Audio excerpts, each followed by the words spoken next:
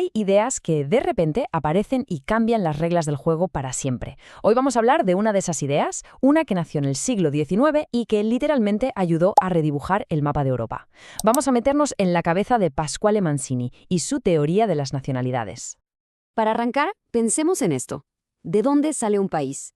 ¿Cómo se forma? ¿Simplemente alguien traza unas líneas en un mapa? ¿O es algo más profundo? Bueno, esta es precisamente la pregunta que se hizo el jurista italiano Pasquale Mancini, y su respuesta cambió la historia. Para entender de dónde viene Mancini, tenemos que transportarnos a la Italia del siglo XIX. En ese momento estaba en pleno apogeo el Risorgimento, o sea, el gran movimiento para unificar Italia. Imaginen el escenario. Por un lado, un pueblo que compartía idioma, cultura, una historia, pero que en el mapa estaba hecho pedazos. Era un mosaico de reinos y ducados, y para colmo, muchos de ellos estaban controlados por potencias extranjeras, como el Imperio Austriaco. Y es justo ahí, en medio de todo ese fervor nacionalista, que en 1851 Pasquale Mancini da una lección inaugural en la Universidad de Turín. Y miren, eso que dijo no fue una simple clase de derecho, fue un verdadero manifiesto.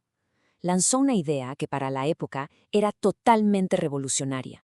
Y aquí está el corazón de su argumento. Para Mancini había una diferencia abismal entre nación y Estado. El Estado para él era una creación artificial, una estructura política, casi como un edificio.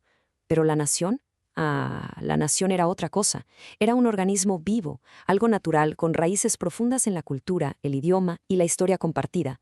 La nación era lo real, el Estado solo una construcción. Y si la nación es la entidad real y natural, la conclusión es explosiva. Para Mancini, esto significaba que toda nación tenía un derecho, casi divino, a convertirse en su propio Estado.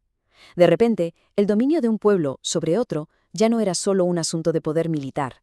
Era, de hecho, una violación directa del derecho internacional. Ok, perfecto. Pero entonces, ¿qué hace que un grupo de gente sea una nación? ¿Cuáles son los ingredientes? Mancini no dejó esto al azar, no. Él propuso una especie de receta, con elementos muy claros, distinguiendo entre lo material, lo tangible y lo espiritual.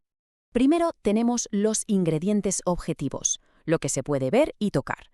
Un territorio, un origen más o menos común, el mismo idioma, costumbres parecidas, una historia, una religión, son los cimientos. Pero, y este es un pero gigante para Mancini, todo esto por sí solo es como arcilla sin forma, es materia inerte, le falta la chispa.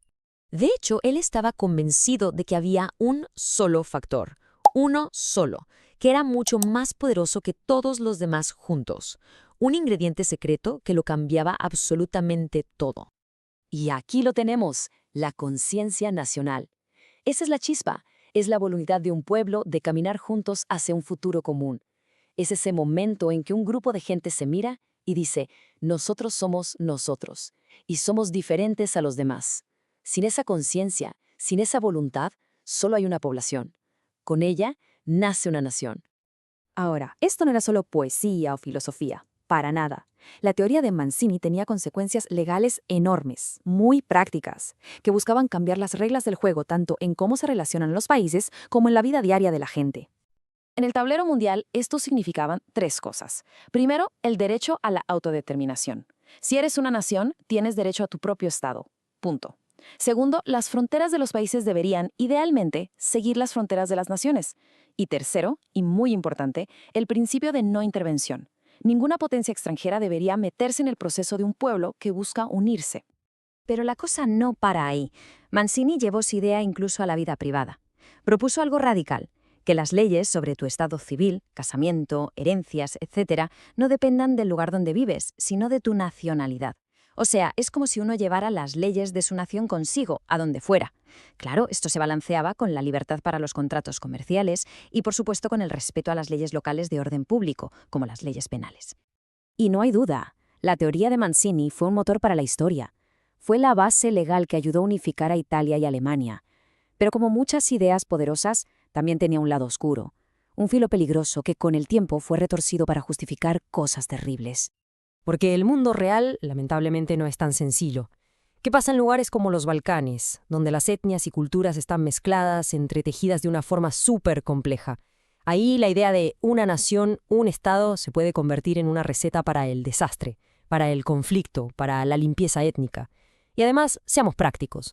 ¿Cómo se mide legalmente algo tan abstracto como la conciencia nacional? ¿Quién decide si un pueblo la tiene o no?